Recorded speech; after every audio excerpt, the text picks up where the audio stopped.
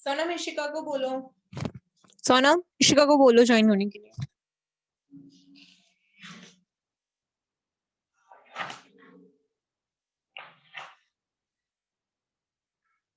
ठीक है ठीक है।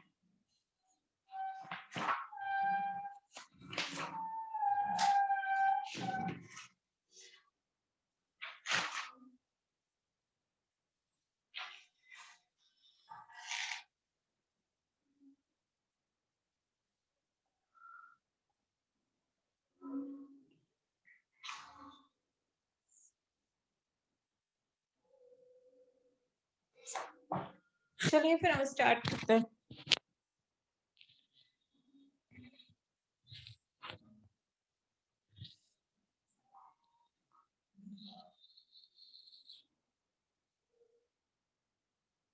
देखिए, मैंने आपको लास्ट क्लास में एक टॉपिक कराया था, उसका मैंने आपको मेथड समझा दिया था। Okay, by the way good afternoon to all. मैंने बोला कि लास्ट क्लास में मैंने आपको टेम्परेचर को लो करने का एक प्रोसेस बताया था जिसका नाम था cooling by adiabatic, cooling by adiabatic, cooling by adiabatic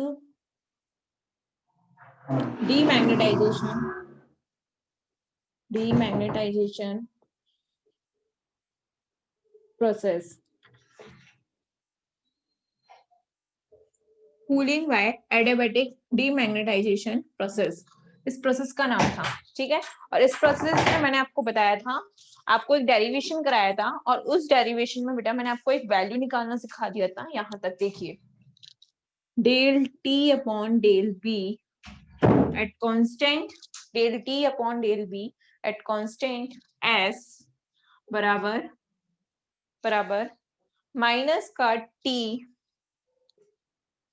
T delta I upon delta Q at constant B. यहां तक मैंने आपको बता दिया था। Can you please tell me यहां तक आपका हुआ था या नहीं? अच्छा, एक चीज और, आप लोगों को नोट्स मिले हैं या नहीं?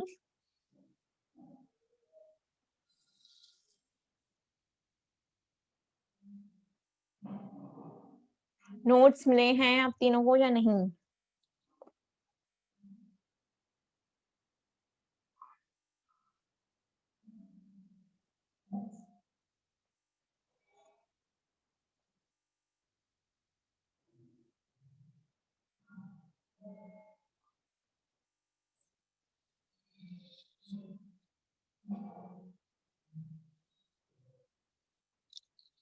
ठीक है, यहां तक हो गया। देखिए, आप जो मैंने क्वेश्चन पूछा है उसका आंसर दीजिए मुझे पहले तो, why chatting personally. Okay, delta I upon delta Q dot delta T upon delta T constant B.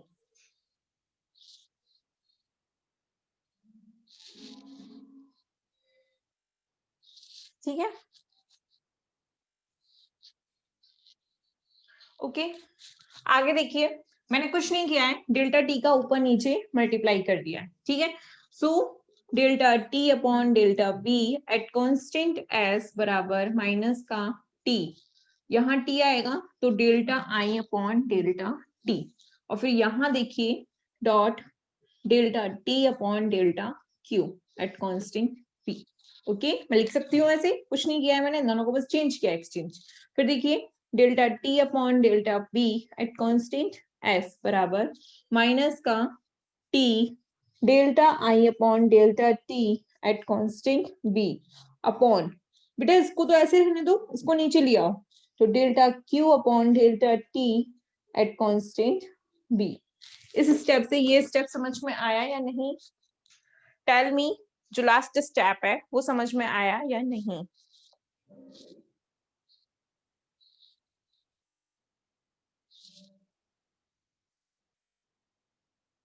आ गया?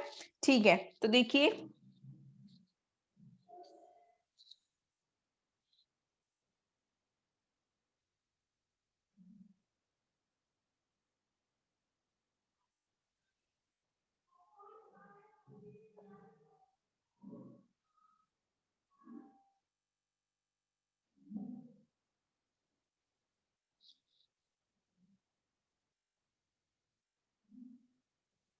ओके, ये स्टेप समझ में आ गया। अब देखिए from the definition of heat capacity, देखिए यहाँ डायरेक्ट मैं बता रही हूँ बट आगे आपका ये पूरा टॉपिक है हीट कैपेसिटी। ठीक है, तो देखिए यहाँ से हीट कैपेसिटी का मतलब क्या होता है कि किसी सिस्टम को पर यूनिट टाइम में जितनी हीट दी जाती है, ओके, किसी सिस्टम को पर यूनिट टाइम में जितनी हीट दी जा रही है या जितनी हीट ली जा रही है वो उसकी हीट कैपेसिटी होती है। ठीक है, तो देखिए इसमें आगे delta T upon delta B at constant S बराबर, यहां से देखिए minus T delta, sorry definition use कर रहे हैं ना, तो डेफिनेशन पहले यूज करेंगे उसके बाद में कुछ करेंगे। देखिए डेफिनेशन क्या कहती है आपकी कि C जो होता है हीट कैपेसिटी, उसको C से शो करते हैं, और वो होती है delta Q upon delta T, क्योंकि यहाँ पे कांस्टेंट क्या है B, तो यहाँ कांस्टेंट B है तो यहाँ भी कांस्टेंट B आ जाएगा। डेट मीन हम इसकी जगह अब क्या लिख सकते हैं CB। सो इक्वेशन नंबर जो भी है फर्स्ट डाल दो यहाँ से, तो फ्रॉम फर्स्ट इक्वेशन, ठीक है, फर्स्ट इक्वेशन से delta T upon delta B at constant S बराबर, यहाँ देखिए T है ना, माइनस के T अपॉन, ये क्या आ जाएगा इसकी जगह CB, ब्रैकेट में delta I upon delta T eight constant B। ये हो गई equation number 2। Okay, equation number 2। Okay, now आगे देखिए, यहां तक हो गया, आगे देखिए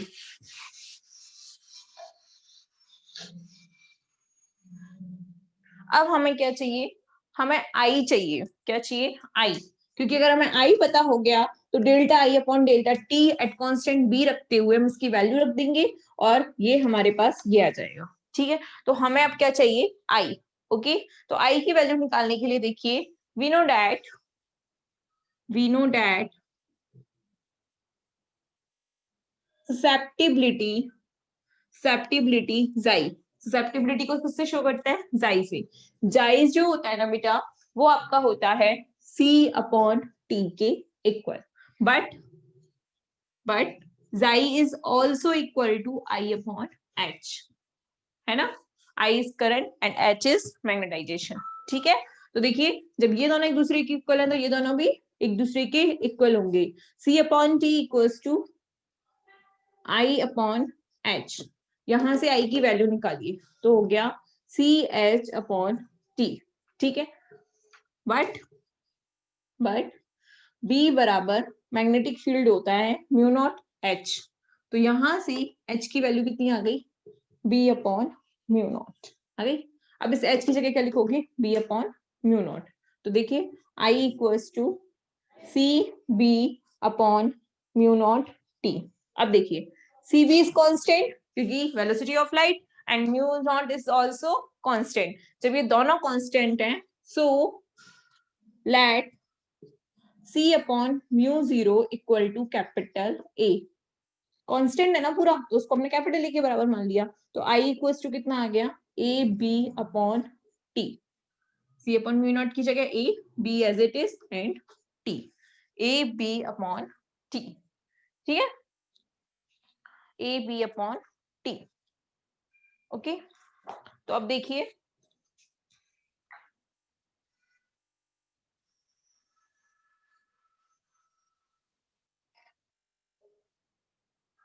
यहाँ देखिए I, हमें क्या चाहिए, delta I upon delta T at constant B।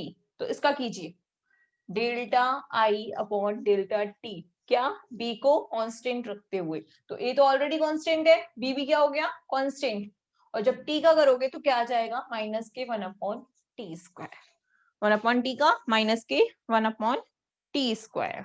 ठीक है, आ गया 1 अपॉन टी स्क्वायर। अब देखिए यहां से अब वैल्यू पुट कीजिए इसमें, तो ये आ जाएगा delta T upon delta B at constant S बराबर minus minus plus T upon C B, ये तो एज एज है, और इसकी जगह क्या लिख देंगे आप, A B upon T square. Okay, A B upon T square. तो यहां से delta T upon delta B at constant S बराबर A B upon C B into T आ गया। बट हमें तो क्या चाहिए होता है, फाइनल टेम्परेचर।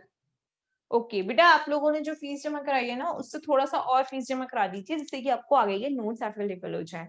ओके, तो आप लोगों को नोट्स उसी दिन मिल जाएंगे जिस दिन आप लोग अपनी फीस आगे की जमा कर दोगे। ओके, ठीक है, चलिए फिर आगे देखिए। अब आपको बताया था मैंने सबसे पहले कि जब भी हम आपकी प्रोडक्शन ऑफ लो टेम्परेचर करते हैं तो हमें फाइनल टेम्परेचर पता करना होता है कि फाइनल टेम्परेचर की वैल्यू कितनी है। अगर इनिशियल टेम्परेचर T1 है और फाइनल T2 है तो इस कंडीशन में यूज कीजिए। देखिए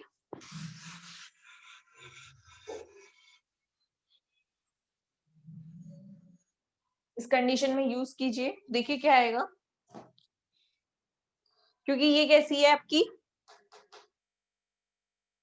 degree of first degree 1 degree है, डिग्री 1 की आपकी डिफरेंशियल इक्वेशन है, और इसको हम बेटा आपके separation method by using separation method इसको हम सॉल्व करेंगे। ठीक है, सेपरेशन मेथड। ओके, तो सेपरेशन मेथड को जब हम यूज करेंगे तो देखिए यहाँ पे क्या है, डेल्टा टी और ये टी है, तो टी इधर चला जाएगा, टी डेल्टा टी बराबर A constant C B constant. ठीक है, ये हो जाएगा आपका बी डेल्टा बी, यही तो रह गया बी डेल्टा बी। अब देखिए यहाँ टेम्परेचर कहाँ से कहाँ हुआ है, T1 से T2 हुआ है, टेम्परेचर में कमी आई है ना, टेम्परेचर लो हुआ है, बट कब हुआ है, पहले हमने मैग्नेटिक फील्ड लगाया था और फिर हमने डीमैग्नेटाइज यानी कि मैग्नेटिक फील्ड को हटा दिया था। तो जब हमने मैग्नेटिक फील्ड लगाया था तो उस टाइम मैग्नेटिक फील्ड की वैल्यू थी बी, और जब मैग्नेटिक फील्ड हटा दिया तो उसकी वैल्यू कितनी हो गई, 0। यही तो बताया था मैंने आपको प्रोसेस में कि पहले मैग्नेटिक फील्ड लगाते हैं, उसकी वजह से आपका टेम्परेचर क्या होता है, बढ़ जाता है, फिर हम उसको डीमैग्नेटाइज, दोनों जो नॉर्थ साउथ पोल थे उनको हटा देते हैं। तो डीमैग्नेटाइज करने का मतलब क्या हो गया कि मैग्नेटिक फील्ड की वैल्यू हमने 0 कर दी। तो आपकी दोनों लिमिट्स आ गई हैं। ओके, तो लिमिट्स आने के बाद में देखिए सॉल्व कीजिए, T delta T D square by 2, ये कहां से कहां तक हो जाएगा, T2 से T1। फिर देखिए ए अपॉन सी बी, इसका कीजिए, तो ये हो जाएगा बी स्क्वायर अपॉन 2, बी से 0, 2 से 2 कैंसल, तो ये आ जाएगा T2 square minus T1 square बराबर ए अपॉन सी बी, ये हो जाएगा 0 माइनस बी स्क्वायर, हो जाएगा कि नहीं। ठीक है, तो यहां से हमें फाइनल टेम्परेचर T2 ही तो निकालना है, तो देखिए फाइनल टेम्परेचर कितना आएगा, T2 स्क्वायर बराबर ये इधर जाएगा, तो T1 square minus AB square upon CB। Okay, AB square upon CB। ठीक है, आगे देखिए।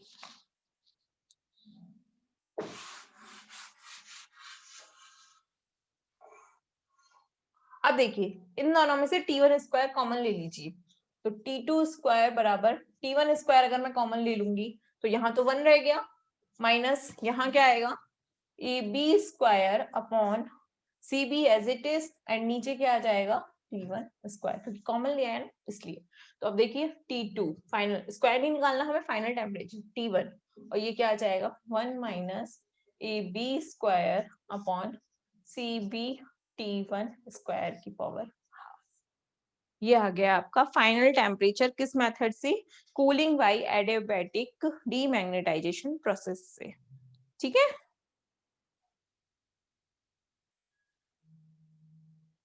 ओके। तो ये फॉर्मूला आप लिख लीजिए, जैसे कि मैं आपको क्वेश्चंस करा सकूं एक तो, फिर हम नेक्स्ट टॉपिक स्टार्ट करेंगे।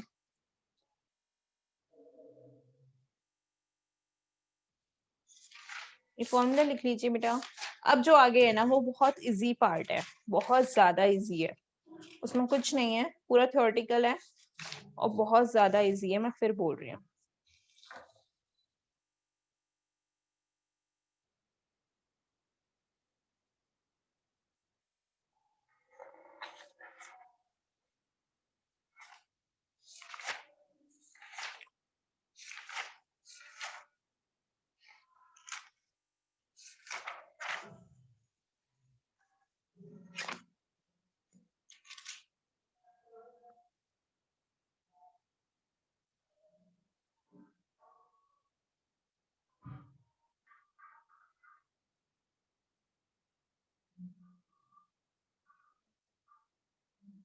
हो गया, तो ये फॉर्मूला लिख लेना। ओके, तो देखिए क्वेश्चन देखिए,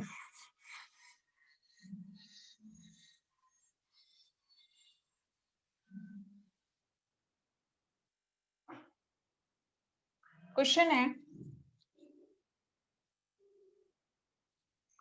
है आपका T1 equals to 3 kelvin, okay, B equals to, जो आपका B है वो है आपका 1 टेस्ला एंड A जो है वो है आपका 600 जूल केल्विन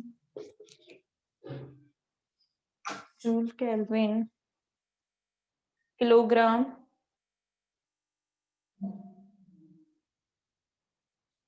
किलोग्राम।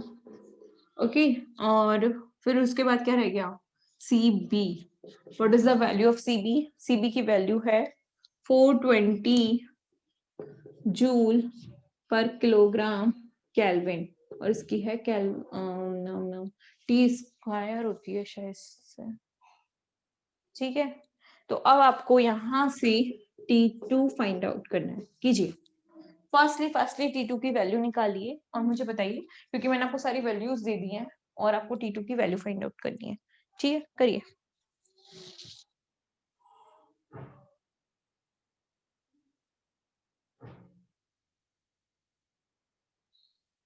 करिए, वैल्यू निकालिए।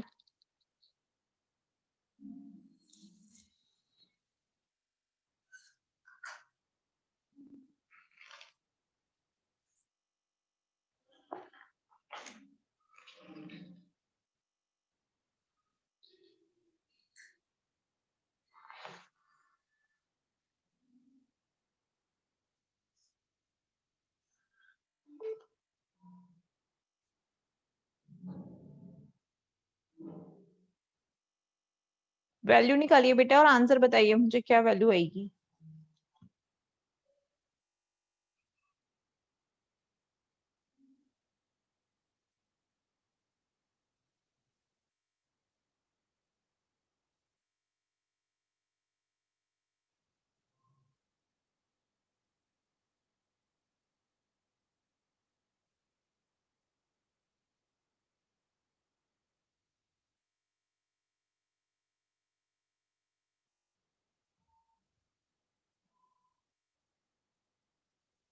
कैलकुलेटर तो होता है आपके पास, सबके पास। सॉल्व कीजिए, जल्दी कीजिए, मेरे पास टाइम नहीं होता इतना बेटा कि मैं आप लोगों को ज्यादा टाइम दूं। सॉल्व कीजिए और आंसर बताइए।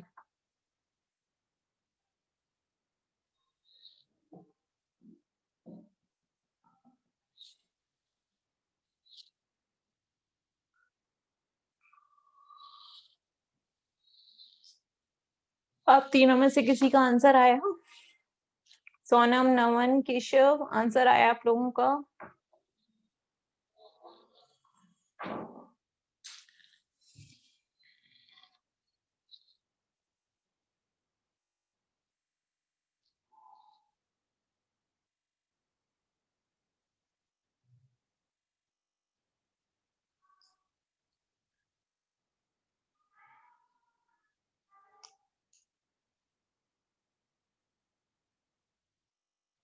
चलिए मैं बता देती हूँ, आप लोग तो कुछ बताते ही नहीं हो। गलत आंसर आया तो गलत ही दिया करो, पर दिया तो करा करो। देखिए, T2 निकालना है हमें। T1 कितना है? 3। 1 माइनस ए कितना है? 600। बी स्क्वायर, बी कितना है? 1, तो 1 का तो 1। ठीक है। सी बी 420 और फिर T1 स्क्वायर यानी कि 9। तो देखिए T2 बराबर 3, 1 माइनस 600 अपॉन 9 जीरो जा 0, 9 टू जा 18, 1, 3, 7। तो यहां से इसको लेस करोगे तो T2 बराबर आ जाएगा 3, इसमें से इसको लेस करो तो 3180, या पावर हाफ भी आएगी बेटा, अपॉन 3780 की पावर हाफ। सॉल्व कर लो इसे कैलकुलेटर से, कौन सी बड़ी बात है। हाँ, 2.76 करेक्ट है सोनम। ठीक है, ये आ गया। चलिए नेक्स्ट क्वेश्चन कीजिए।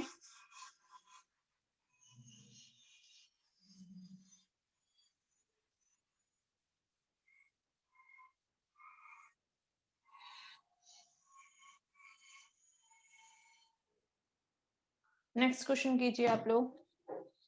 देखिए, T1 equals to 2 kelvin. Okay, T1 की वैल्यू क्या है? 2 केल्विन। और हमें यहाँ वैल्यू निकालनी है बी की। किसकी? बी की। ठीक है, और आपके पास है ए। ए कितना है? 42 जूल केल्विन पर किलोग्राम। ठीक है, और सीबी की जो वैल्यू है वो है आपकी 420 जूल पर किलोग्राम केल्विन। ओके, और T1 माइनस T2 दे रखा है आपको 1 kelvin. Then find the value of P। करिए। T1 माइनस T2 1 केल्विन है और आपको वैल्यू निकालनी है किसकी? P की। तो निकालिए।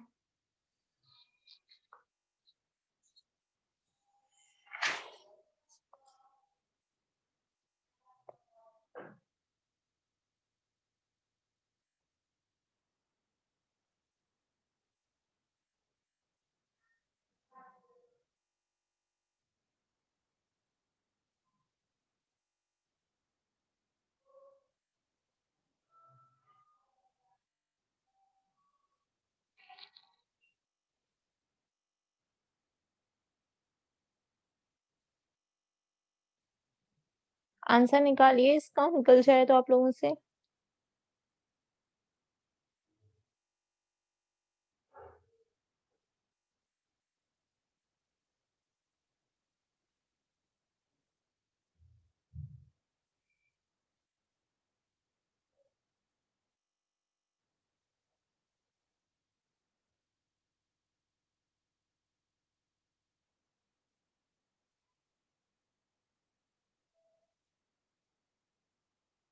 मैम फॉर्मूला लिख दीजिए एक बार। ओके ओके, अभी लिखती हूँ। देखिए, T2 बराबर T1 1 minus A B upon C B T square की पावर हाफ।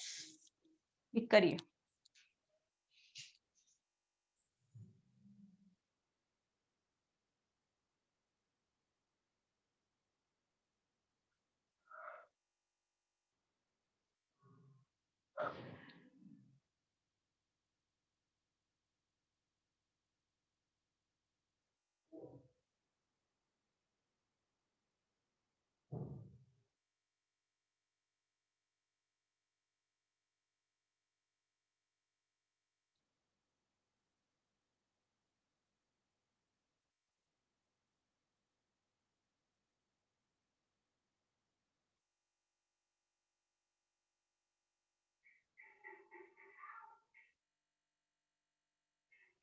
आया आंसर? केशव, नमन, आप लोग भी आंसर दीजिए मुझे प्लीज।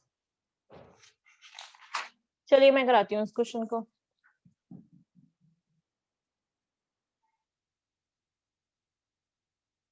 देखिए यहां से सबसे पहले तो आपके पास T1 है, तो आप T2 निकाल सकते हो। कैसे?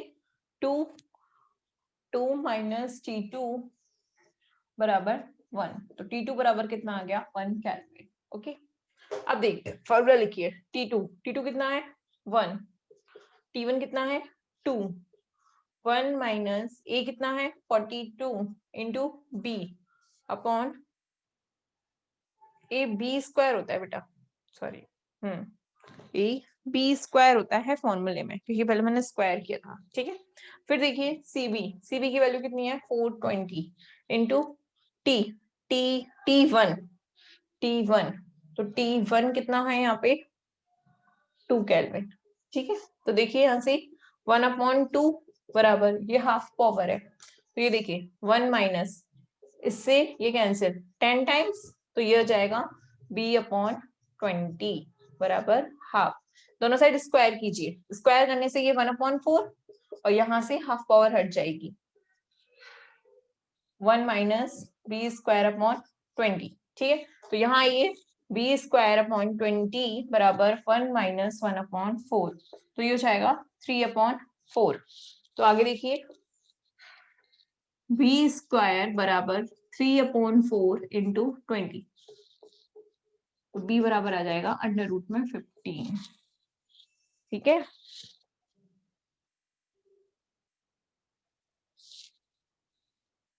एक सेकंड, यहाँ पे बेटा स्क्वायर था आपका T², तो ये आ जाएगा 40 और 40, तो ये इधर आएगा, तो ये भी 40, तो यहाँ आ जाएगा आपका 40 और ये हो जाएगा फिर 4 10 40 √30, ये आंसर आएगा। स्क्वायर था ना इसलिए। ठीक है, चलिए अब देखिए, आप सेकेंड यूनिट में जब आप ओपन करके देखोगे तो आपके 3 पार्ट्स है। ठीक है, तो फर्स्ट पार्ट में तो मैं इतना ही कराऊंगी, अब आगे के जो सेकेंड और थर्ड है वो कंप्लीटली कराऊंगी। ठीक है, तो फर्स्ट पार्ट में सफिशिएंट है आपके लिए। ठीक है, सेकेंड पार्ट देखिए,